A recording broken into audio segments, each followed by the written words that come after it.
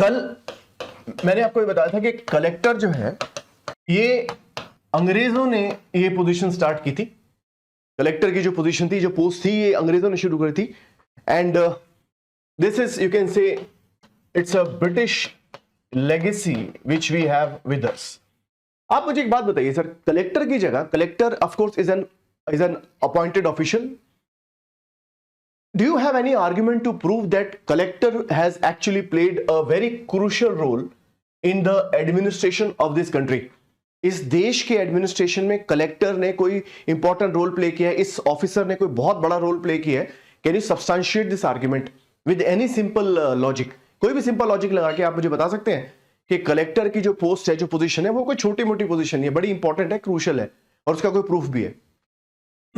मतलब tax collection में, implementation of policy, he is in direct contact with people. Direct contact में तो बहुत सारे लोग हैं। Yes sir, maintaining law and order maintain करता है वो, तो फिर he is bring money for supporting welfarism, ground level implementation. I think you didn't get my question. Development function, he is responsible.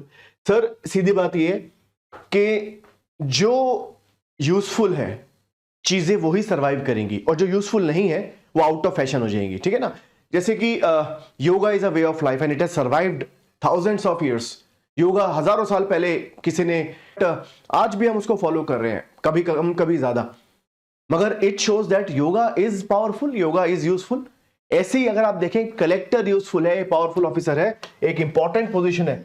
इसका बहुत बड़ा प्रूफ ये है कि जो पोस्ट आपने 1772 में शुरू की थी, you started this office, you put that officer in 1772, and it's been more than 200 years that still this officer is in existence, still this post is in existence। 2022 आ चुका है, 1772 में आपने इस पोस्ट को शुरू किया था, 2022 तक आज ये भी पोस्ट काम कर रही है। और एक बात बताइए मुझे आप, is there a gross difference in what he used to do and what he's doing now? Is there a gross difference in what he used to do and what he's doing now? No, कोई बहुत बड़ा difference नहीं है। Differences आए हैं, जरूर आए हैं, वो हम पढ़ेंगे भी, मगर ऐसा कोई जमीन आसमान का फर्क नहीं आ गया कि पहले वो कुछ घोड़ा सवारी करता था और आज पैदल चलता है, ऐसा नहीं है। हाँ, चेंजेस आए हैं उसके रोल के अंदर, तो वो तो हर जगह पे आते हैं। 250 साल में इतने चेंजेस तो एक्सपेक्टेड भी है।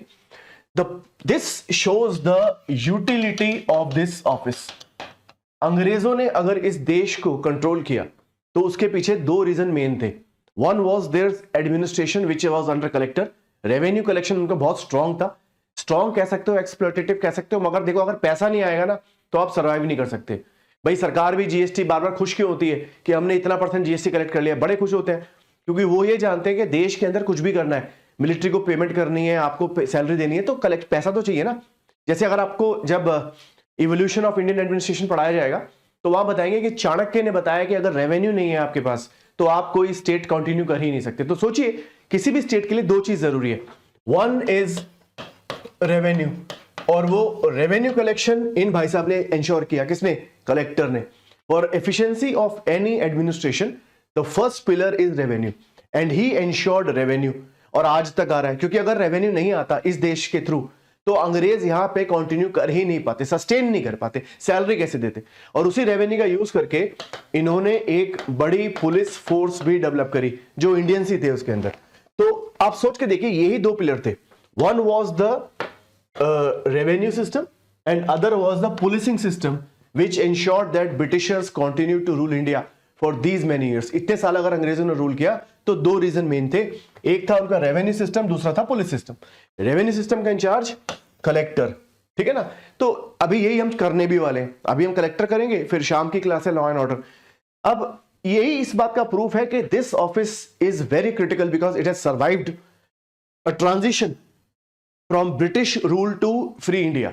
ब्रिटिश रूल में भी ये थे और फ्री इंडिया में भी ये थे। इट शोज हिज इंपॉर्टेंस, इतने साल जो सर्वाइव कर गया वो इंपॉर्टेंट है।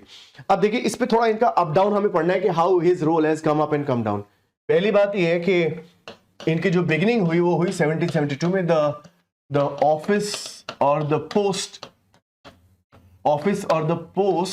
Of collector was started.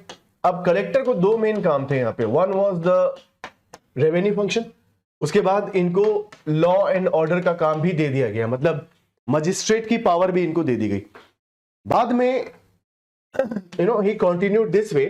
शुरू में, अच्छा एक बात और बताइए, what is the one more reason that to believe other than this fact that he has survived these many years of Indian administration, what is one more fact to believe that we should have faith in this officer?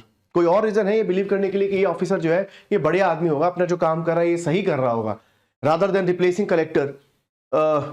Performance was visible with trust of citizens chosen by merit and training. Beautiful, that is the right answer. भैया उस जमाने में भी शुरुआत में तो he was picked up from the, you can say, royal blood. The people with high connection, they were put to the post of collector. In the beginning, when this post was created, जो लोग connection highly connected थे उनको collector बनाया जाता था. तो actually शुरुआत में मेरिट बेस्ड नहीं था. Slowly britisher started examination system. तो जब उन्होंने एग्जाम सिस्टम निकाला और एग्जाम सिस्टम निकालने के बाद ट्रेनिंग भी उनको जो इन डेप्थ दी उन्होंने, Indian language, Indian culture, Indian tradition, Indian history, Indian geography, इतनी डिटेल नॉलेज उनको देते थे. तो it's a merit based selection and the training which went to make this officer the best of any services we have ever seen. तो merit based selection और training की वजह से इनकी जो एफिशिएंसी थी वो काफी हाई थी. ये बात थी कलेक्टर की. अब 1857 तक देखिए बीच में बहुत सारी चीजें और भी हुई, but from public administration point of view they are not important. हाँ, कल को हिस्ट्री में आपसे कोई पूछ ले तो बात अलग है, जीएस के अंदर, पबैड में उस चीजों को सबको जानने की जरूरत नहीं, ऐसे तो हजारों चीजें और हैं. बट जो एग्जाम पॉइंट ऑफ व्यू से जरूरी है वो ये है कि 1857 से पहले, before 1857, he had majorly revenue and law and order. ये दो उनके फंक्शन थे. Development was not given much attention. करते थे, ऐसी बात नहीं है, कहीं पे रोड बनाई, कहीं पे आप कह सकते हैं एक छोटा सा स्कूल खोल दिया, but that was, you can से, sundry jobs, not the core job of a collector. Development was not the core job of collector. जितनी जरूरत थी रेवेन्यू कलेक्शन के लिए उतनी डेवलपमेंट करी. मान लो अगर कहीं पे खेती बाड़ी के लिए इरिगेशन सिस्टम डेवलप करना है तो कर दिया, क्योंकि अगर खेती बाड़ी नहीं होगी तो रेवेन्यू नहीं आएगा. So they brought development selectively, not overall development. ठीक है, तो डेवलपमेंट करते थे मगर वो उनकी प्रायोरिटी नहीं थी. I hope you understand my point. Development was one of the functions, but you can से a secondary function, not the primary function. The primary one was revenue and law and order. अब 1857 हुआ, ये है pre 1857 का period, जब वो ये दो काम मेनली करते थे, रेवेन्यू एंड ऑर्डर. फिर आया पोस्ट 1857 का period. Now please tell me one thing, what do you think post 1857 the powers of collector would have come up और कम डाउन? 1857 के बाद कलेक्टर की जो पावर थी वो बढ़ी होगी या कम हुई होगी?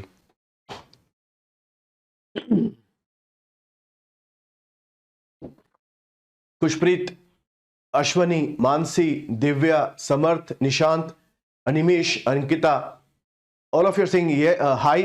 हेमंत, okay.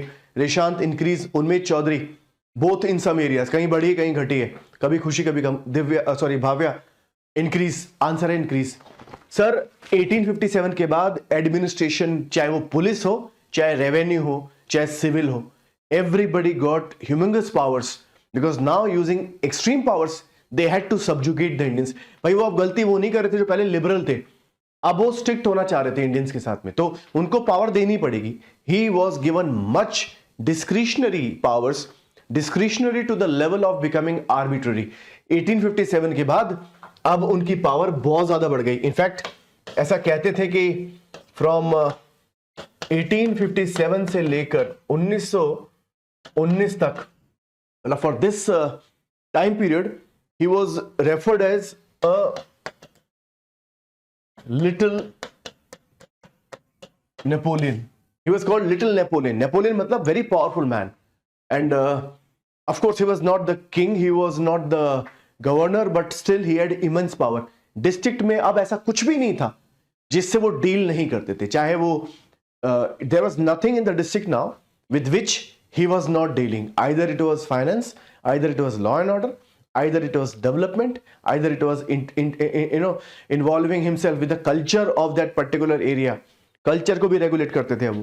तो 1857 से लेके 1919 तक उनकी जो पावर थी वो यू कैन से जरूरत से ज्यादा बढ़ गई. And he was became like you can से अनक्राउंड सॉवरेन. अनक्राउंड सॉवरेन का मतलब ये है बेताज बादशाह. ताज नहीं है मगर बादशाह है. He was all in a district. District में वो कंप्लीट पावर रखते थे. In fact he had so much of power that you can call him arbitrary also.